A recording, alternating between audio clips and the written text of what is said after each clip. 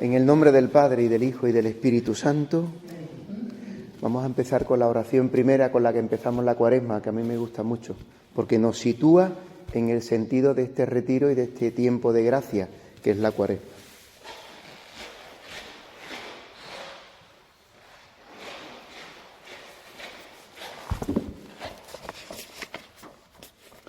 Es la oración del domingo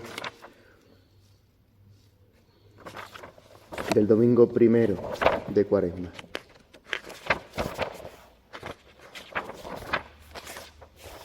Oremos. Dios Todopoderoso, por medio de las prácticas anuales del sacramento cuaresmal, concédenos progresar en el conocimiento del misterio de Cristo y conseguir sus frutos con una conducta digna. Por nuestro Señor Jesucristo, tu Hijo, que contigo vive y reina en la unidad del Espíritu Santo y es Dios por los siglos de los siglos.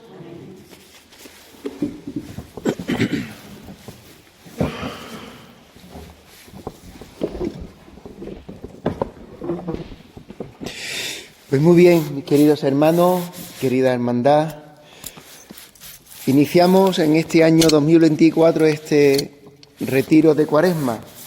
Lo suyo hubiese sido haberlo podido vivir al principio, para que al vivir los días de la Cuaresma pudiéramos estar como moldeados por lo que el retiro nos puede ayudar. Lo importante no es tanto lo que yo pueda deciros, lo importante es lo que el Señor quiera deciros a vosotros. Lo importante es que nos podamos encontrar en esta mañana de retiro, de salir al desierto, como ha ido Jesús, al desierto, a la soledad del desierto, como ha vivido durante 40 años el pueblo de Israel en el desierto. El tiempo cuaresmal empieza la Iglesia diciendo así el miércoles de ceniza, en la epístola de San Pablo, en la segunda carta a los Corintios. Ahora es el tiempo favorable, el tiempo de favor de Dios hacia nosotros. Ahora es el día de salvación. Por tanto, este tiempo que lo situamos y lo llamamos dentro de los tiempos fuertes de la Iglesia, está el Adviento, está la Cuaresma, está la Pascua con Pentecostés, son los tiempos fuertes. No porque los otros tiempos del año, el tiempo ordinario, sea sin importancia o de segunda categoría. Siempre es tiempo de salvación. Siempre es oportunidad de convertirnos a Dios y de experimentar su presencia y su caminar con nosotros cada día, en el día a día de la vida. Pero hay unos momentos especiales, como por ejemplo, un deportista, un equipo de un deporte de fútbol, de baloncesto, lo que sea, tiene el entrenamiento semanal, pero hay ciertos momentos de entrenamientos especiales que necesitan una dedicación mayor, un esfuerzo mayor, para poder afrontar lo que van a competir, el partido o en la competición que van a tener. Tiempos especiales. Esos son los tiempos fuertes. El tiempo de Cuaresma se nos presenta, por tanto, delante de nosotros, aunque ya vamos por la mitad del recorrido, como tiempo de soledad y de desierto. El origen de la Cuaresma, aunque de un modo ya establecido, se establece sobre todo a partir del siglo IV, el tiempo de Cuaresma tiene su origen en el tiempo de los 40 días de Jesús en el desierto. Cuaresma viene precisamente de 40 días, del latín. Para nosotros la Iglesia nos presenta el tiempo de la Cuaresma como un tiempo donde mirar dónde estamos. ¿Dónde estamos hoy? ¿Cómo es mi vida? ¿Dónde está mi vida? ¿En qué punto de mi vida estoy situado? ¿Qué cosas me pasan en la vida? ¿Qué sufrimientos tengo? Mi vida. Un retiro que no nos lleve a afrontar nuestra vida, a ponerla delante de nosotros, para cogerla en peso, sería como evadirnos de la realidad. Sería como hacer elucubraciones teológicas que no sirven para nada. Jesús va al desierto porque dice el Evangelio, el día del bautismo del Señor, domingo segundo de Cuaresma, que Él ha ido al desierto movido por el Espíritu. O sea que ir Jesús al desierto no es casualidad, no es que se equivocó de camino y dijo, hoy tenía que haber ido a Judea y en vez de bajar por Samaria y coger por la autopista, me he equivocado de camino, me he tenido que meter por el desierto. No es algo de equivocación, es algo querido por el Padre. Dice así el Evangelio. En este año se proclama el Evangelio de San Marcos. Sabéis, estamos en el año segundo, en el año B de los 3 ciclos de la liturgia. El año B corresponde a San Marcos. San Marcos es muy escueto. San Marcos solamente habla del desierto de Jesús con 2 versículos. Mientras que los otros evangelistas sinópticos significa parecidos, que relatan el Evangelio de un modo parecido. Marcos es como el resumen, parece ser, según los especialistas, como el Evangelio base, aunque en esto se discute mucho, no entramos en eso ahora. Pero parece ser como que ha sido como el primer evangelista que escribió el Evangelio. Y entonces tiene las cosas como más resumidas. Mateo y Lucas lo desarrolla más. Son 11 versículos, 12 versículos. Marcos nos refiere cuáles son cada una de las tentaciones de Jesús. Mateo y Lucas refiere las 3 tentaciones, que son tentaciones tipo. Tipo significa como modelo del resumen de todas las tentaciones que los hombres sufrimos. Mateo y Lucas tienen las 3 mismas tentaciones, pero después de la primera del pan cambian el orden. Mateo pone primero los ídolos y después la tentación de la historia, de cambiar Jesús la historia tirándose del pináculo del templo. Lucas cambia el orden. Entonces decía así el evangelista, que después del bautismo de Jesús, después de que Dios ha presentado, digamos, en sociedad a Jesucristo y ha sonado la voz del Padre cuando bajó el Espíritu Santo sobre Jesús en forma corporal de paloma, y una nube los cubrió y se oyó la voz del Padre y dijo, este es mi Hijo el amado, en quien me complazco. Este es mi Hijo, dirá otro evangelista, yo le he engendrado hoy. Es decir, habla del Salmo 2, diciendo Dios Padre que Jesucristo es el Hijo engendrado por el Padre, en el hoy de la eternidad de Dios, del vivir de Dios. Por tanto, Jesús en el bautismo es presentado como el Hijo de Dios, engendrado por el Padre, que se ha hecho carne, que se ha hecho hombre y en quien el Padre tiene su complacencia, en quien Jesús, el Padre, muestra su amor eterno, porque Jesús corresponde al Padre amándole también con un amor eterno, sin división, sin sombra de pecado, sin hoy sí y mañana no, sino que el amor del Hijo al Padre es eterno, no tiene comienzo ni fin y siempre es, digamos, creciente, es eterno, es vivo, no es un amor muerto. Y el amor del Padre al Hijo es el mismo, por eso en Dios el amor es una persona que se llama el Espíritu Santo. Bueno, pues cuando Dios lo ha presentado, dice a continuación el evangelista, a continuación el Espíritu le empuja al desierto y permaneció en el desierto 40 días, siendo tentado por Satanás. Estaba entre los animales del campo y los ángeles le servían.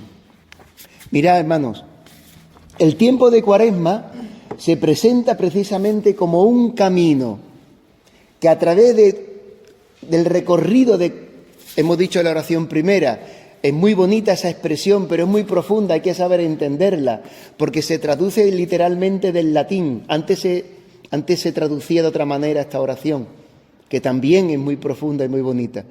Pero aquí habla del sacramento cuaresmal. Estamos acostumbrados a identificar los sacramentos propiamente, y es así, con los 7 sacramentos. Bautismo, confirmación, Eucaristía, penitencia, orden sacerdotal, matrimonio y unción de enfermos. 7 sacramentos, ¿no? Identificamos los sacramentos con los medios materiales a través de los cuales Dios nos da su gracia. En los sacramentos siempre hay 2 partes. La parte material de la creación, en el bautismo es el agua, en la Eucaristía es el pan y el vino, en la unción o las distintas unciones es el aceite, en la penitencia la parte material son las palabras que confiesa uno de pecados, en el orden sacerdotal pues es la propia persona del candidato a sacerdocio, y en el matrimonio las propias personas de los contrayentes. Digamos, esas son la parte material. Pero hay una parte que es espiritual, la gracia de Dios, que a través de esos medios vienen a nosotros, esa gracia, ese amor, ese bien espiritual. Pues en el bautismo a través del agua es la limpieza del alma y por tanto recibir el Espíritu Santo y ser hechos hijos de Dios. En la Eucaristía se nos da el cuerpo y la sangre reales del Señor, el mismo Jesucristo que se nos entrega, etc. La oración primera que hemos hecho habla del sacramento cuaresmal, que es muy bonito, porque está diciendo que el tiempo de Cuaresma no es un tiempo igual a los demás, sino que es un tiempo de gracia.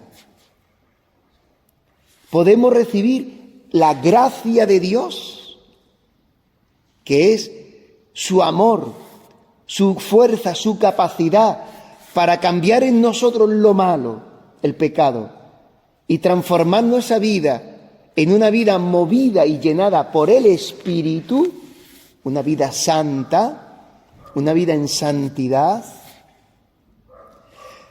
Y además, no solamente recibimos la gracia de Dios, sino gracias especiales de Dios, dones espirituales de Dios para avanzar en el camino de la fe, en el camino de la santidad.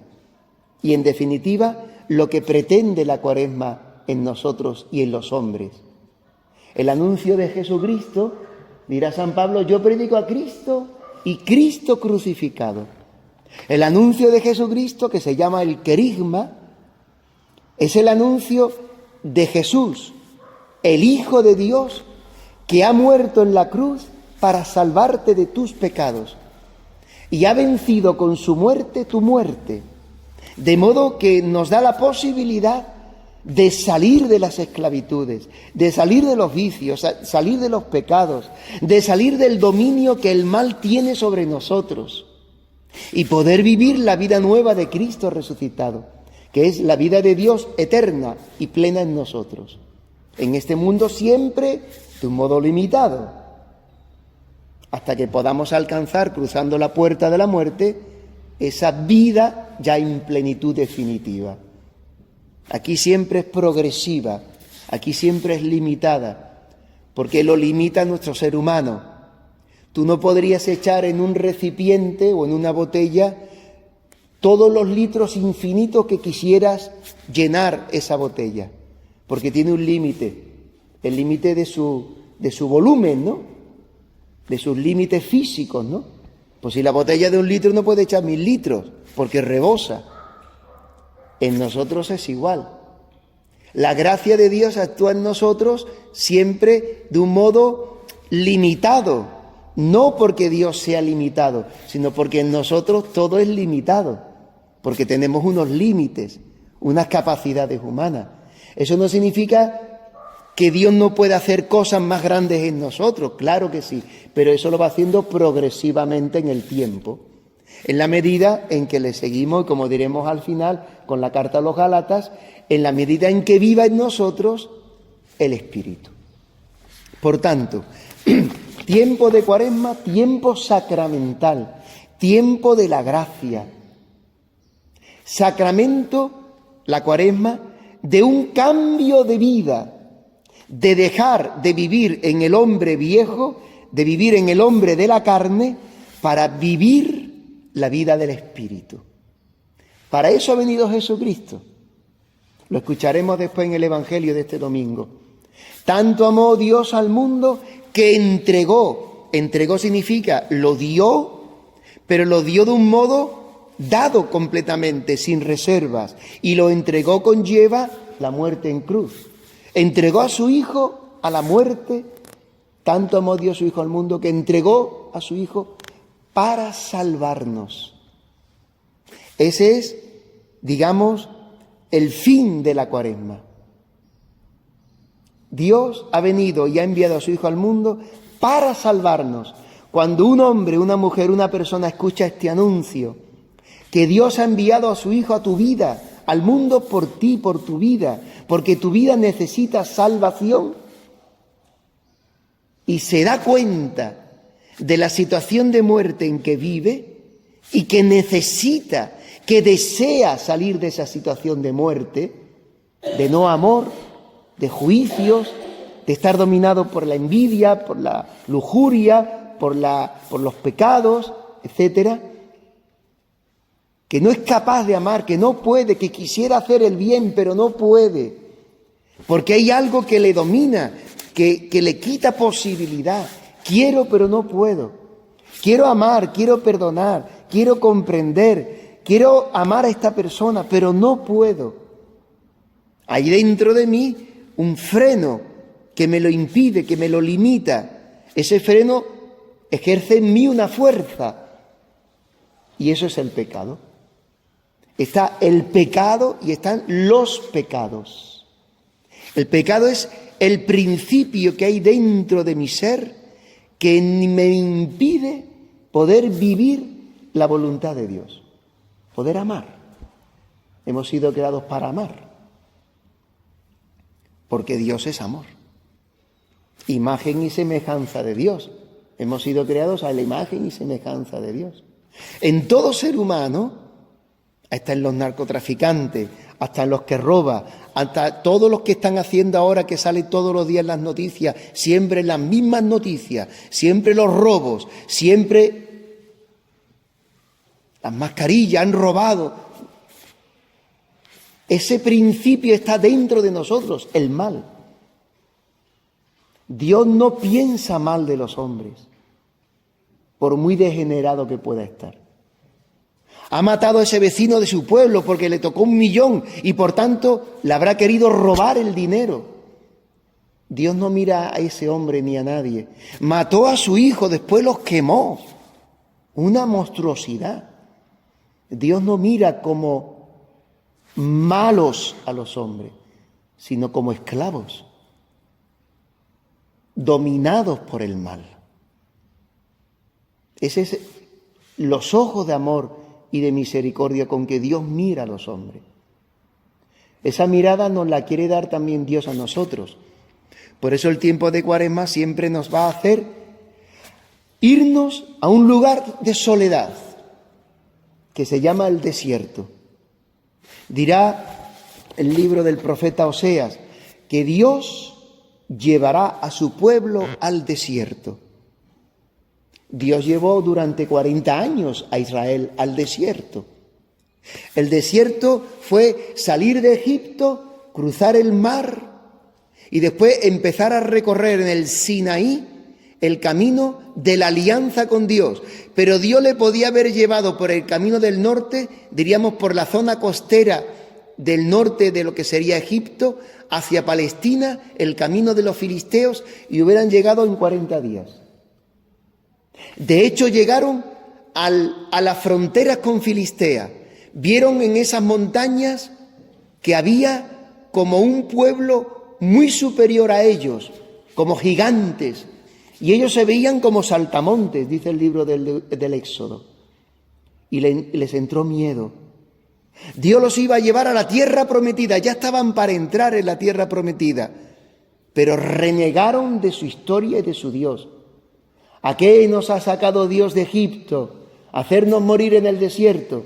¿A qué nos ha sacado Dios de Egipto? Para que nos mate estos pueblos que son más poderosos que nosotros. O sea, Dios nos ha sacado de la esclavitud para matarnos, para encontrarnos con la muerte delante de nosotros. Y este será siempre el mate del pueblo de Israel. Una continua rebeldía contra Dios y contra sus caminos. Nada diferente de nosotros. Porque nosotros somos Israel. Nosotros somos este pueblo de Dios. ¿Qué hizo Dios entonces? ¿Le podía haber llevado a la tierra prometida en 40 días? Pues no. Porque renegaron, porque murmuraron, porque se lamentaron de la historia y de que Dios llevara su vida por sus caminos, dice Dios, pues muy bien, no queréis este camino, no queréis que yo os haga la historia, no queréis que yo sea vuestro Dios, pero como yo soy Dios y os amo y soy vuestro Dios, os voy a hacer recorrer durante 40 años un camino para que conozcas quién eres tú. ¿Quién eres tú? Y no te engañes. Por eso el Deuteronomio, que es como una especie de segundo éxodo, como un repensar la historia del pueblo de Israel, dirá Dios a Israel en la prueba, en el tiempo del desierto. Le dice Dios, acuérdate de todo el camino que Yahvé tu Dios te ha hecho recorrer durante estos 40 años en el desierto. ¿Con qué fin? Dice, para humillarte. Dice la Escritura que Dios humilla al soberbio y levanta al humilde. El soberbio no se conoce. Todos somos soberbios. El soberbio es el que quiere llevar las riendas de su vida y no haya ningún Dios ni nadie que le diga lo que tiene que hacer, lo que tiene que vivir, por donde tiene que marcar las pautas de su vida, los criterios de su vida. El soberbio es el que se basta a sí mismo. Todos somos muy soberbios. Es el pecado original. Quitar a Dios de la vida. Es la tentación en la que cae Adán y Eva. La serpiente, el demonio, le propone un vivir la vida sin Dios, al margen de Dios.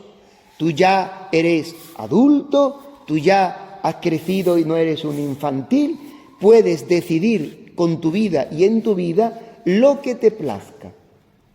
Puedes decidir con tu vida y en tu vida lo que te dé la gana, porque ya has crecido, eres adulto. Y si el fruto del árbol es algo apetecible que te entra por los ojos, te da apariencia de bien, de plenitud, de felicidad, ¿quién te lo tiene que impedir comer? Ni Dios ni Dios. Eres adulto. A un niño se le dice lo que hay que hacer. A un adulto no se le dice lo que hay que hacer.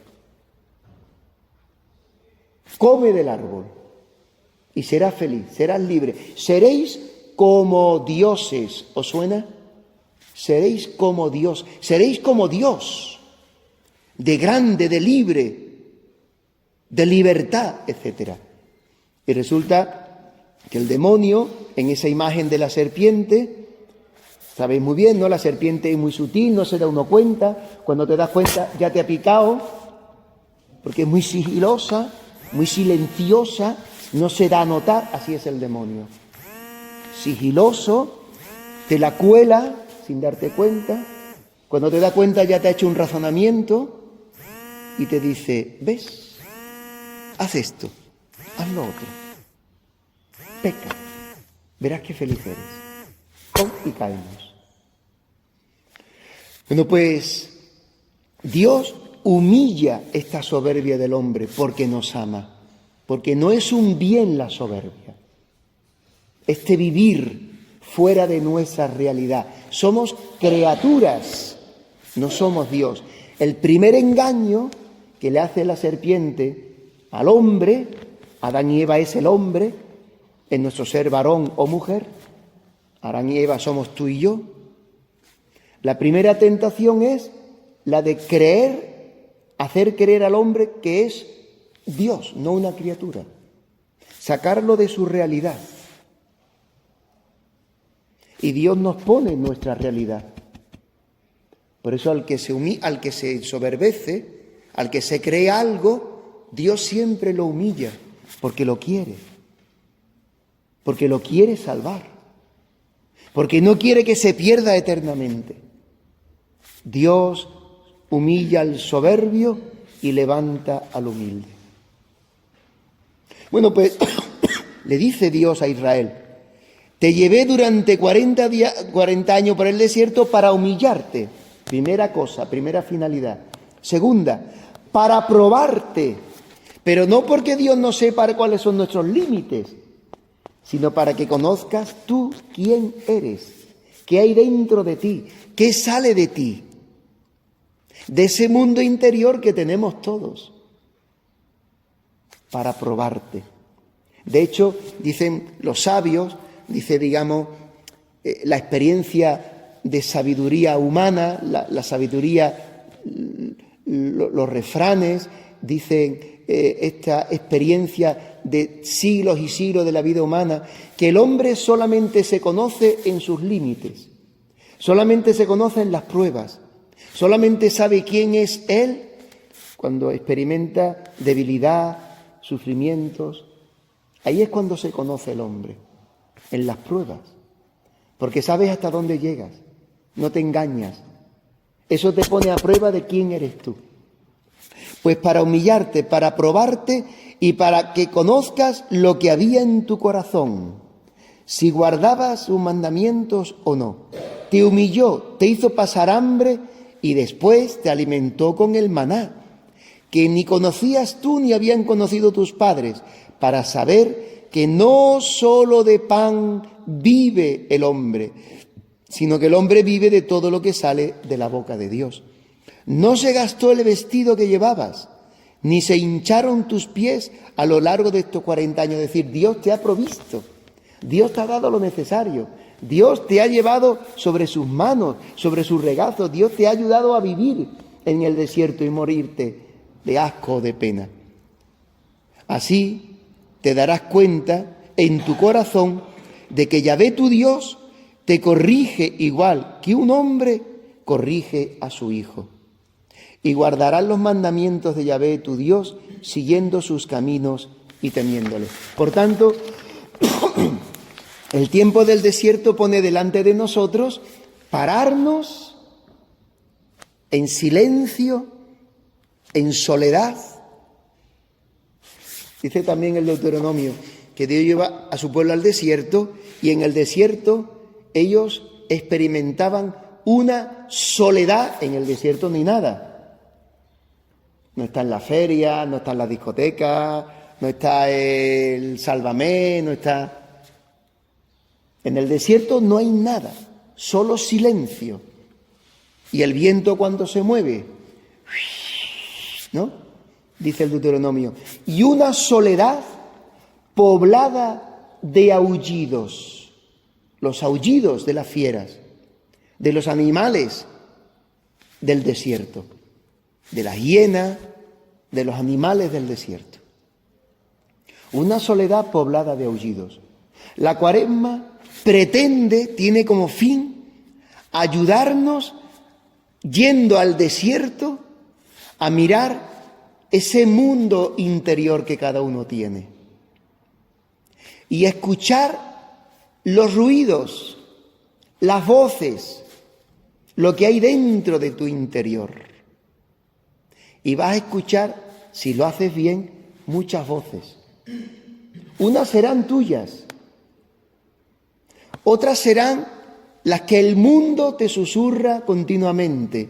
El mundo en San Juan, en el Evangelio o en las cartas, en la teología de San Juan, el mundo tiene un sentido peyorativo, negativo, porque hay uno que es el dueño del mundo, que se llama el príncipe de este mundo, que es Satanás. Y el mundo está en manos de Satanás.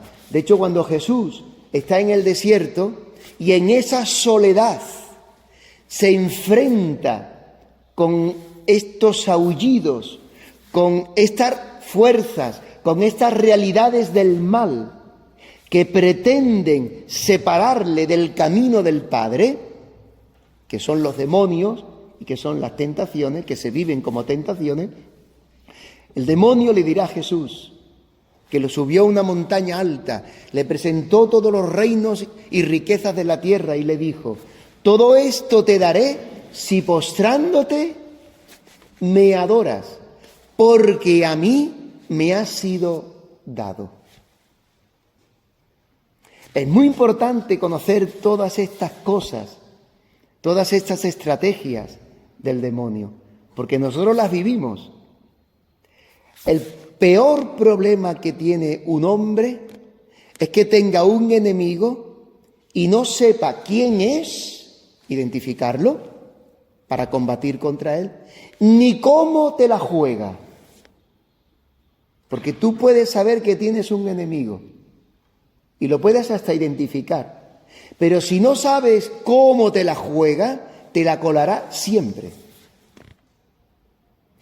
El tiempo de Cuaresma quiere ayudarnos a nosotros los hombres, seamos ya cristianos, es decir, hayamos recibido el bautismo, o queramos vivir la vida cristiana y ser hijos de Dios, los catecúmenos, aquellos paganos o aquellos que han recibido el bautismo pero que todavía en su vida no ha crecido la fe de un modo adulto y se igualan, dice la Iglesia, a casi catecúmenos, que son los que se preparan para el bautismo o para revivir de un modo completo el bautismo porque le faltó en su infancia o en su juventud o en su adultez vivir el camino del bautismo. Nosotros lo hacemos aquí con las catequesis de adultos, vivir el catecumenado, nuestro bautismo.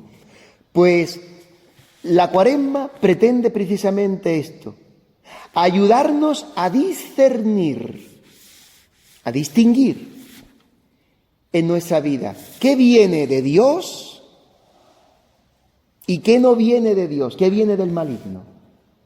Por eso Jesús ha ido al desierto y ha tenido este combate con el diablo. Dirá el Evangelio que cuando Jesús fue llevado por el Espíritu al desierto, dice San Mateo, fue para ser tentado por el diablo. Y después de un ayuno de 40 días y 40 noches, la Cuaresma, los 40 días, sintió hambre. Y acercándose el tentador, y esta expresión, el tentador, siempre refiere al Génesis. Porque la serpiente es el tentador. Le dijo: si eres hijo de Dios, di que estas piedras se conviertan en panes. La tentación del hambre, de sofocar el hambre, de no pasar hambre, de satisfacer mi hambre, mis hambres de todo tipo. Y Jesús, como en todas las tentaciones, no dialoga, no entra en un diálogo con el diablo. Siempre lo decimos, el Papa lo refiere tantas veces. Con el diablo no se dialoga. Cuando te viene un razonamiento, cuando te viene un pensamiento, cuando el demonio se nos mete siempre por el pensamiento, intenta dialogar contigo para hacerte convencer del bien que supone que hagas el mal. Este es el arte que tiene el tío y es catedrático, cum laude, lo sabe hacer muy bien. Dice la Escritura, es mentiroso desde el principio. El tentador, el diablo es mentiroso desde el principio. Lo vemos en el Génesis, la primera de las tentaciones, Adán y Eva. Jesús no dialoga, Jesús enfrenta la tentación, lucha contra ella, pero para saber que es un mal lo que le presenta como un bien, como un atractivo que satisfará tus apetitos, porque te apetece, porque te lo pide el cuerpo, él tiene que distinguir que viene de Dios para secundarlo, para hacerlo, y que viene del diablo, que no viene de Dios, para rechazarlo. Eso se llama discernimiento. Es un don del Espíritu Santo. Los que han recibido la confirmación tienen este don con los 7 dones. Ya hay un inicio en nosotros por el bautismo, Pero se nos da la plenitud del Espíritu Santo en la confirmación. Pues uno de los dones, el primer don del Espíritu Santo es discernimiento. Saber distinguir qué viene de Dios para hacerlo, qué no viene de Dios para rechazarlo. Ahora, el demonio, el mundo, los apetitos, las pasiones, el pecado, tiene fuerza en nosotros. Tiene más fuerza que nuestra voluntad, porque está herida por el pecado. Por eso nos es siempre más fácil y más natural inclinarnos al mal que al bien. Nos es más fácil. Es una cojera. ¿Qué le vamos a hacer? Nacemos con una cojera. Cuando uno tiene una cojera, siempre se deja de un modo natural, sin darse cuenta, caer de esa pierna. Tiene esa cojera. Pues, de hecho, cuando alguien ya más adulto tiene un problema de cadera o lo que sea, siempre intenta no sufrir haciendo esfuerzo en el otro lado bueno, como una cosa natural, para evitar ese sufrimiento, ese mal. Me es más fácil, me es más cómodo, me es menos sufriente. Nosotros tenemos, por el pecado original, una tentación, una inclinación, mejor dicho, hacia el mal de un modo más fácil que hacia el bien. De hecho, nos cuesta más el bien que el mal. Nos cuesta más, cuando hay una conversación, decir, oye, basta, no hables mal de alguien. Nos cuesta eso más que decir, es verdad, tienes razón, porque mira, me dijo, me hizo, no sé cómo. Ya, oye, se te escapa la lengua con una facilidad. Es más fácil. Todos. Es la inclinación, se llama concupiscencia, que lo veremos ahora en San Juan. Jesús no dialoga. Nosotros tantas veces dialogamos. Nos viene un pensamiento, un deseo, una cosa de hacer, y es un pecado. Y lleva al pecado. Y empezamos a darle vuelta.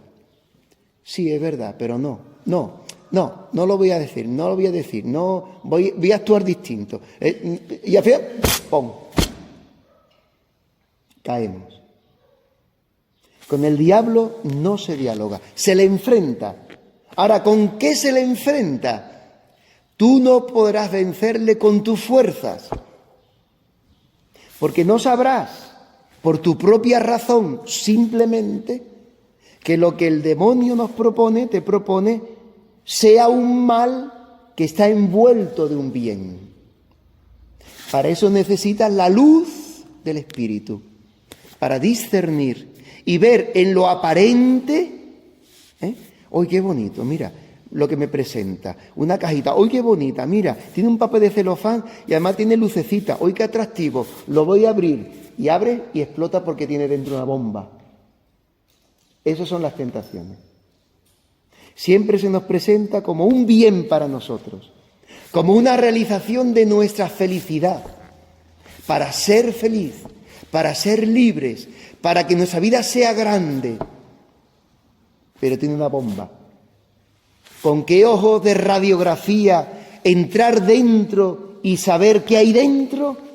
Eso te lo da el Espíritu Santo, la luz del Espíritu, con la palabra de Dios.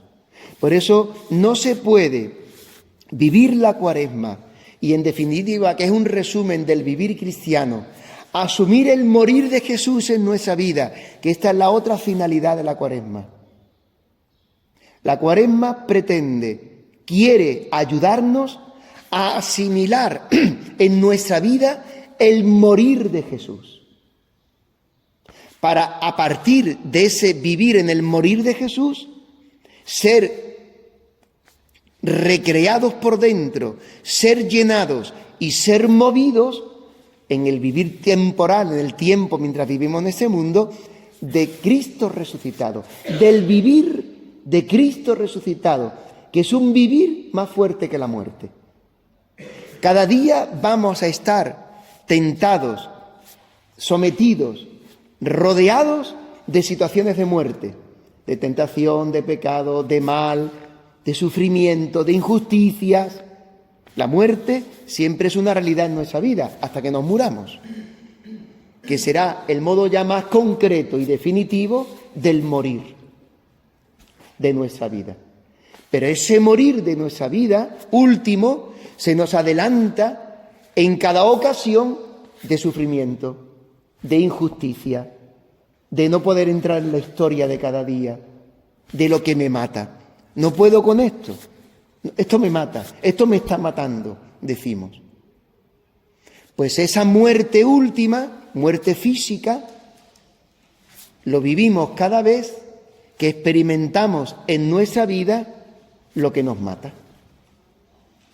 En la medida en que vamos asimilando en esa vida el morir de Jesús, que es un morir a la cruz, que es un morir al pecado, de una vez para siempre, como dirá San Pablo, se va realizando también en nosotros la vida de Cristo resucitado, que es a lo que el Señor nos ha llamado por el bautismo.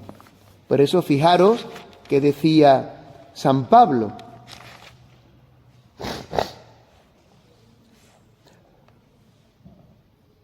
¿ignoráis, hermanos, que cuantos fuimos bautizados en Cristo Jesús, fuimos bautizados en su muerte?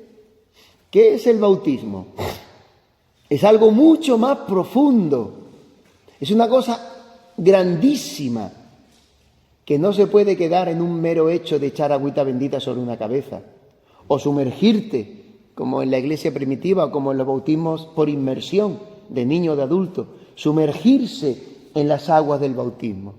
No es que unas aguas te mojan en tu cabeza o en tu cuerpo, es sumergirse en la muerte de Cristo. O sea, Jesucristo ha muerto al pecado. Su vivir ha sido un morir al pecado.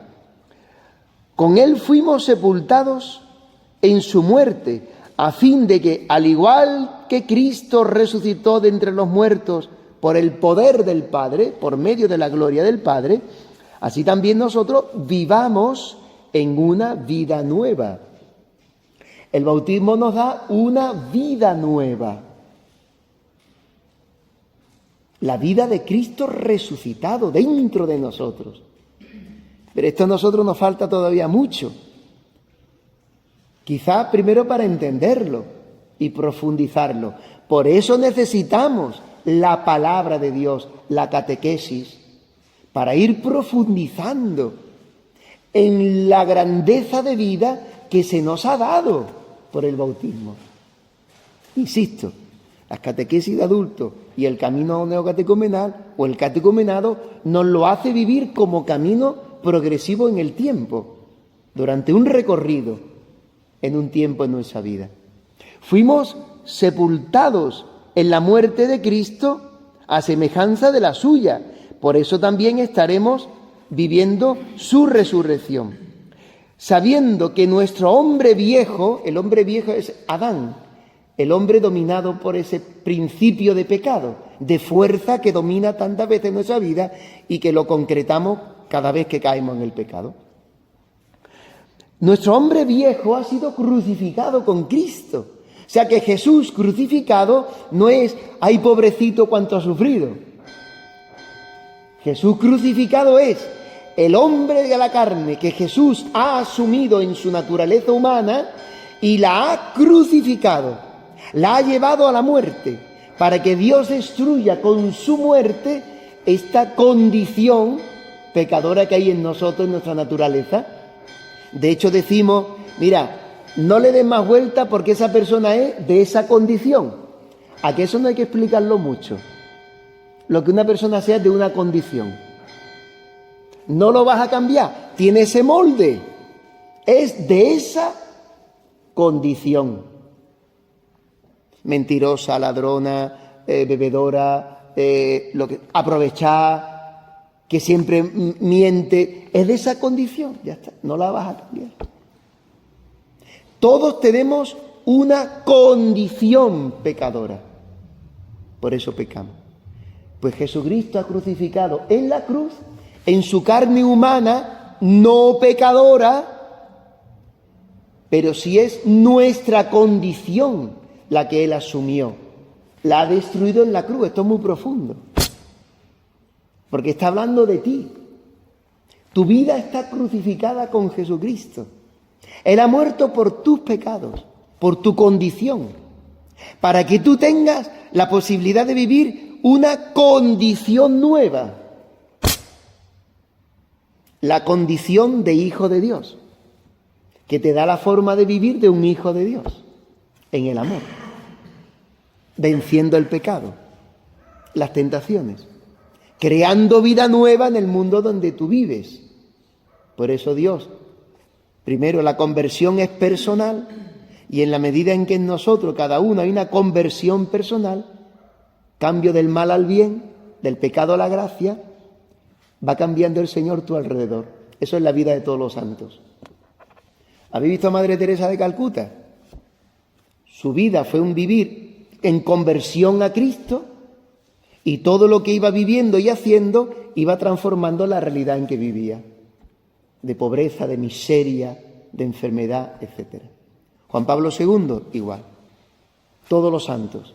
San Juan Bosco, con los jóvenes que estaban por la calle, tirados por la calle, perdidos por la calle, igual. Todos los santos han vivido este cambio de condición, que en definitiva es vivir en santidad, la santidad de vida. Eso Dios lo quiere hacer con nosotros, a través de nuestra hermandad, a través de nuestra vivir en la parroquia, y no es posible, decía antes, por tus fuerzas, sino que necesitamos la gracia de Dios. Entonces dime tú, ¿cómo vas a enfrentar, cómo vas a luchar contra uno que es más fuerte que tú y es tu enemigo sin los sacramentos? Sin recibir la fuerza de la vida de la gracia de Dios. No puedes vivir. Tendrás un ideal a lo mejor religioso, porque no deja de ser que la fe y el cristianismo nos da un ideal religioso, si queréis, un contexto religioso, una forma de vivir, pero no lo vivirás. De hecho, hay tanta gente que vive en las hermandades o en la iglesia con doble vida y viven en pecado. Porque el ideal, digamos, como forma de vivir lo tienen a su manera. Porque la vida cristiana y el evangelio no incide en su vida, no le cambia la forma de vivir. Y si un cristianismo no cambia la forma de vivir, es mentira. No es verdadero cristianismo, no es verdadera fe. Porque el cristianismo te cambia la forma de vivir. Para no vivir ya a tu manera, sino vivir la vida de Cristo, haciendo la voluntad del Padre, que nos ha marcado un camino para el cielo.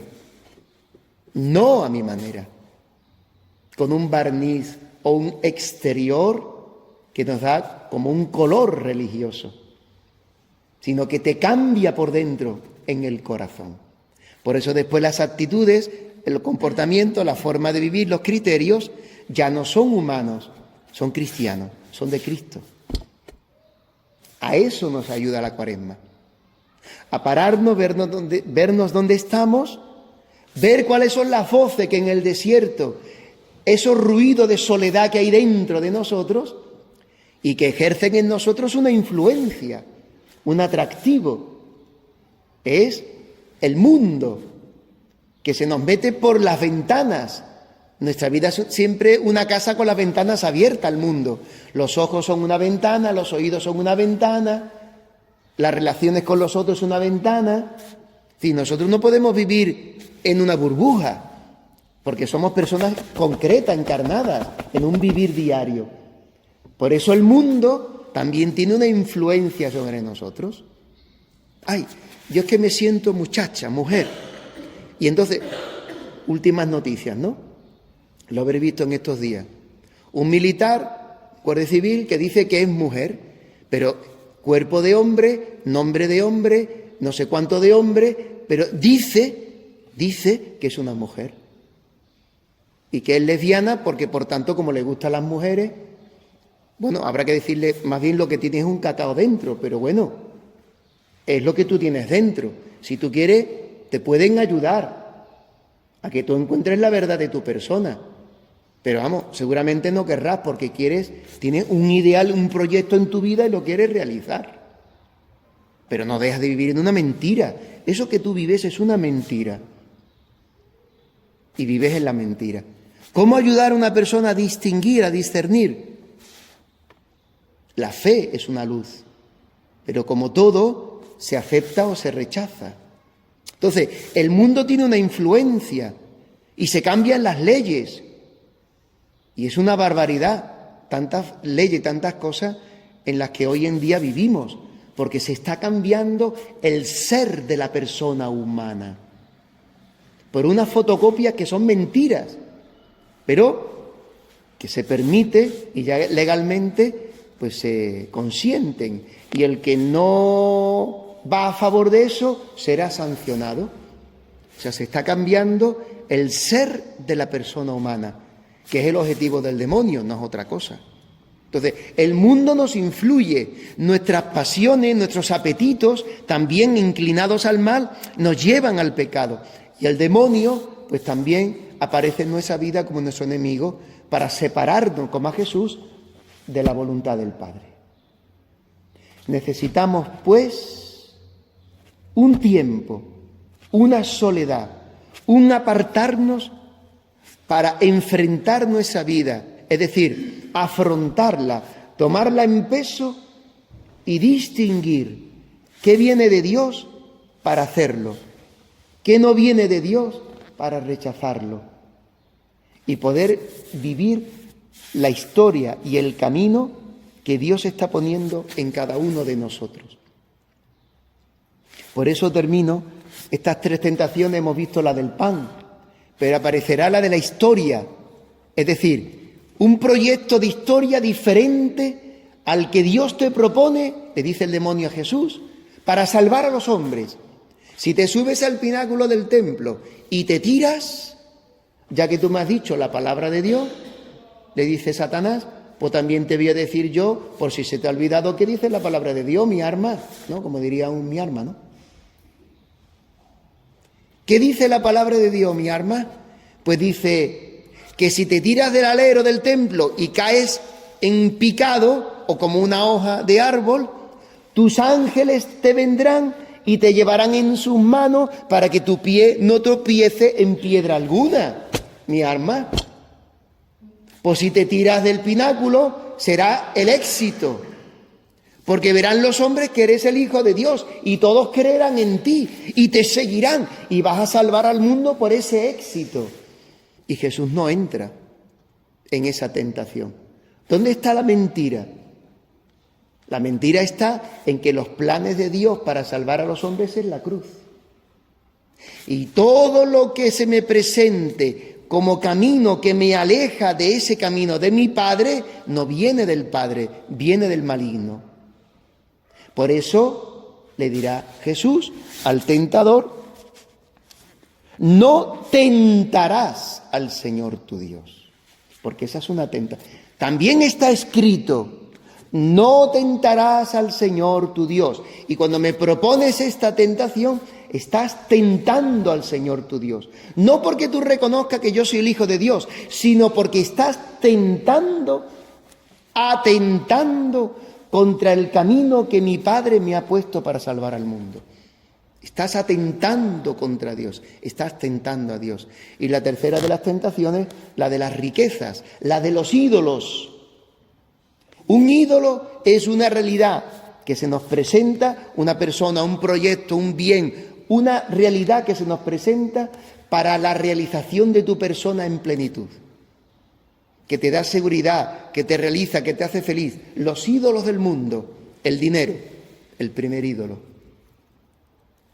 Las comodidades, los placeres, las diversiones, tus proyectos, las cosas de este mundo, tu cochecito, mi niñito, mi maridito. Bueno, tu maridito cuando es como tú quieres, claro, si no, ella es un ídolo, ella es un demonio. Mi mujercita, mi no sé cuánto, mi trabajito, que me realiza, que me da felicidad plena, no te la puede dar. La salud, fitness, ¿no? Wellness O2, ¿verdad? Pablo Rada. El tipito, el cuerpo, el ideal, el ídolo del cuerpo, la idolatría del cuerpo, de la eterna juventud. Eso es una mentira. No existe la eterna juventud. Los botox, no sé cuánto, las infiltraciones, los pechos. No existe la eterna juventud. Las arrugas, los labios no sé cuántos, los pómulos. No existe la eterna juventud. Pero es una tentación, es un ídolo, porque tú te reconoces feliz en esa imagen ideal. Por tanto, y termino con San Juan en la primera carta, tentaciones, pararnos en el desierto, distinguir qué viene de Dios para seguirlo y hacerlo, cumplirlo, qué no viene de Dios para rechazarlo, y esto es todos los días, ¿eh? Y a lo mejor un día lo descubres y te apoyas en el Señor, y Él es el que te ayuda a superar las tentaciones, y al día siguiente caes. Para Dios humillarte, para saber lo que hay en tu corazón, si amas a Dios de verdad y sigues sus mandamientos, decía el Deuteronomio. Por tanto, hermanos, pidámosle esta mañana al Señor que nos ayude, porque en definitiva todo este camino desemboca en unas fuentes de agua viva, que es el bautismo, que es la vigilia pascual, que es los compromisos bautismales, que es no que yo me comprometo, sino que yo quiero vivir esa vida nueva. Por eso pido la gracia, por eso necesito conversión interior, confesar mis pecados, recibir los sacramentos, cambiar de vida, vivir en la gracia, no vivir en el mal o de una forma mala, sino vivir en la gracia. Nos dirá la Iglesia en la vigilia pascual: ¿renunciáis a Satanás? Tal. Sí, renuncio. ¿Renunciáis a sus obras? Sí, renuncio. ¿Renunciáis al pecado? Sí, renuncio. Y la confesión de fe. Por tanto, ¿creéis en Dios Padre? Tal? Sí, creo. ¿En Jesucristo, su único Hijo nuestro Señor? Sí, creo. ¿En el Espíritu Santo que está en la Santa Iglesia Católica? Sí, creo. Pues esta es nuestra fe. Y renovaremos el bautismo. Y seremos asperjados de nuevo, como signo no de que nos rebautizamos, porque el bautismo no se puede repetir nunca. Una vez recibido, queda la presencia de la gracia de Dios en nosotros, de ser hijos de Dios para toda la eternidad. Pero necesitamos revivir la grandeza de vida que es el bautismo en nosotros, para crecer en la gracia, en este vivir divino en nosotros.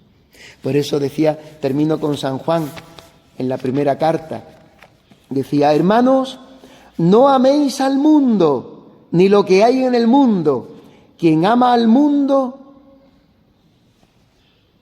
el amor del Padre no está en él, porque todo lo que hay en el mundo, la concupiscencia de la carne, los apetitos de la carne, al mal, al pecado, no solo la sexualidad que va al pecado, la robar, la mentira, la doblez, la hipocresía, la concupiscencia de la carne, los juicios, la violencia, lo veremos ahora en Gálatas. El que ama este mundo, la concupiscencia de la carne, la concupiscencia de los ojos y la jactancia de las riquezas, no viene del Padre. San Juan sabe distinguir, discernir qué es de Dios y qué no es de Dios. El mundo y su concupiscencia pasan, pero quien cumple la voluntad de Dios permanece para siempre, vive para siempre, vive la vida eterna, que son los santos. Por eso nos dirá San Pablo en la carta a los Gálatas: hermanos, proceded según el Espíritu y no deis satisfacción a las apetencias de la carne, pues la carne tiene apetencias contrarias al Espíritu y el Espíritu contrarias a la carne, como que son entre sí opuestos, que no hacéis lo que queréis. Pero si sois guiados por el Espíritu, no estáis bajo la ley. Esta ley que significa dominio del mal sobre nosotros.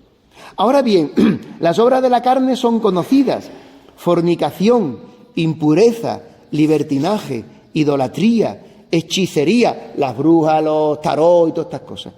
Odios, discordias, celos, iras, divisiones, ambiciones, disensiones, peleas, rivalidades, borracheras, comilonas y cosas semejantes, sobre las cuales os previne, como ya os prevengo, que quienes hacen tales cosas no heredarán el reino de Dios. Por eso es tan serio la conversión, para caminar en camino de salvación y no en camino de perdición. Que quienes hacen tales cosas no heredarán el reino de Dios. En cambio, el fruto del Espíritu es amor, alegría, paz, paciencia, afabilidad, bondad, fidelidad, modestia, dominio de sí, o también dice castidad.